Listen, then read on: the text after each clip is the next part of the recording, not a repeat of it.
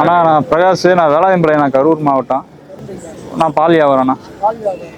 பால் பண்ண மாதிரி வச்சிருக்கீங்க? பால் பண்ண மாதிரிலாம் நம்ம சும்மா சிம்பிளாக தான் பண்ணிட்டுருக்கிறேன். ஆனால் ரீட்டெயிலாக பண்ணிட்டுருக்கிறேன். இந்த மாடு வாங்குறதுக்கு எத்தனை மணிக்கு சந்தைக்கு வந்தீங்க? நான் காலையில் 5:30 மணிக்கு இங்கே வந்தேண்ணா. நான் ஒரு மணி நேரம் சுற்றணும், 1 மணி நேரம் 1.5 மணி நேரம் சுற்றணும்.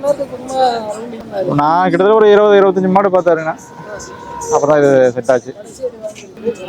சரி, ஓகே. இப்போ வந்து வாங்கியிருக்கீங்க, இப்போ ஃபர்ஸ்ட் ஏற்கனவே வாங்கியிருக்கீங்களா? இப்போ ஃபர்ஸ்ட் டைம்? இல்லை, இதுதான் ஃபர்ஸ்ட் டைம். வீடியோ பார்த்து கான்டெக்ட் பண்ணுவீங்க? யூடியூப்பில் பார்த்தேண்ணா. ரெஸ்பான்ஸ் எல்லாம் எப்படி கொடுக்குறாரு? நல்லா பக்காவாக இருக்குண்ணா. ஒன்றும் பிரச்சனை இல்லை, நீட்டாக பண்ணி கொடுத்தாரு. சந்தைக்குள்ள வந்து எப்படி ரெஸ்பான்ஸ் சொல்லுவாரு? நேற்று பேசிட்டு வந்தேன். இங்கே வந்து கரெக்டாக நான் கூப்பிட்டு சொன்னோடனே கரெக்டாக நான் வச்சுருந்து இந்த இடத்துக்கு நிற்கிற வாங்கினாரு. கரெக்டாக நான் போனேன், பார்த்துட்டாரு. அப்புறம் மேலே நீட்டாக வாங்கி கொடுத்துட்டாருங்க. ஒரு பிரச்சனை இல்லை.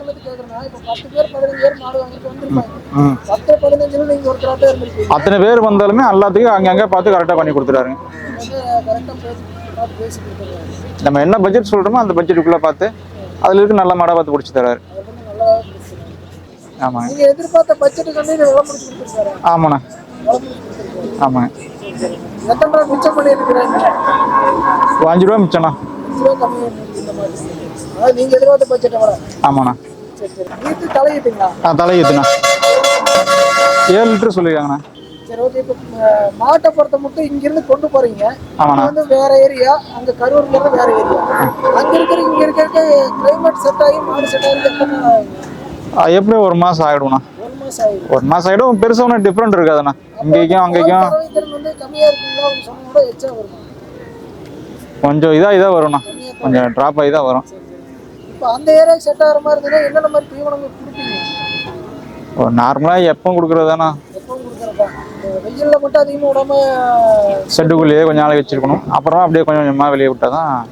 இங்கே கரூருக்கு இங்கேயும் பெரிய டிஃப்ரெண்ட் கிளைமேட் ஒன்றும் வித்தியாசம் இல்லைண்ணா. 10 மாடு வச்சிருக்கீங்க? நான் 8 மாடு வச்சிருக்கேண்ணா. 8 மாடுகளும் பார்த்தீங்கன்னா ஒரு நாளைக்கு சராசரி தீவன செலவு எத்தனை ஆகும்? தீவன செலவுன்னு பார்த்தீங்கன்னா ஒரு மாட்டுக்கு 200 ரூபா. 200 ரூபா. அப்புறம் இன்னொரு டவுட்டுங்க, இப்போ நீங்கள் வந்து பால் கறந்து ரீட்டெயிலில் கொடுத்துட்டு இருக்காங்கிறீங்க. இப்போ நல்ல திக்னஸாக இது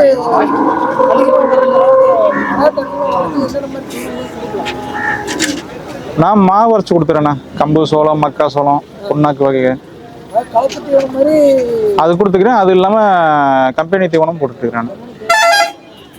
ஒரு நாளைக்கு சராசரி எந்த அளவுக்கு கொடுக்கலாங்க? எந்த அளவுக்குன்னா 1 லிட்டருக்கு 400 கிராம்ண்ணா.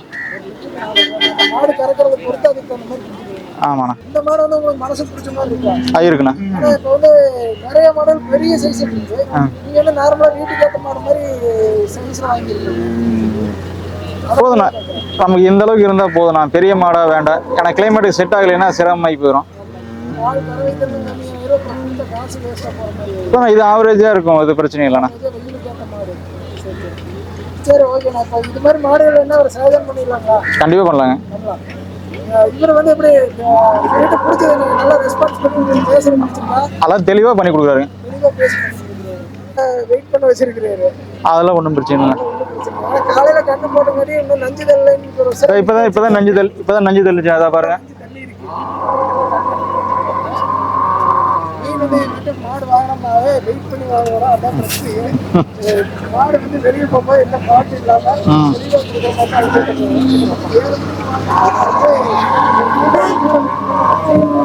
பால் குடிக்க வச்சாச்சு.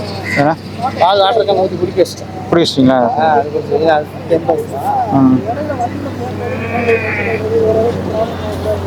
என்னென்ன பால் இருக்குது?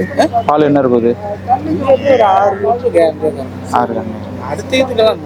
நல்லா இருக்கும். கண்டிப்பாக வரலாங்க. சரி, ஓகே. இது மாதிரி நிறைய மாடல் வாங்கி பெரிய பண்ணையை வச்சு எங்கள் சேனல் சாப்பாடு வாழ்த்துக்கிறோம். ரொம்ப நன்றி. நன்றிண்ணா. அவர் பாட்டை கொண்டாட சொல்றாரு.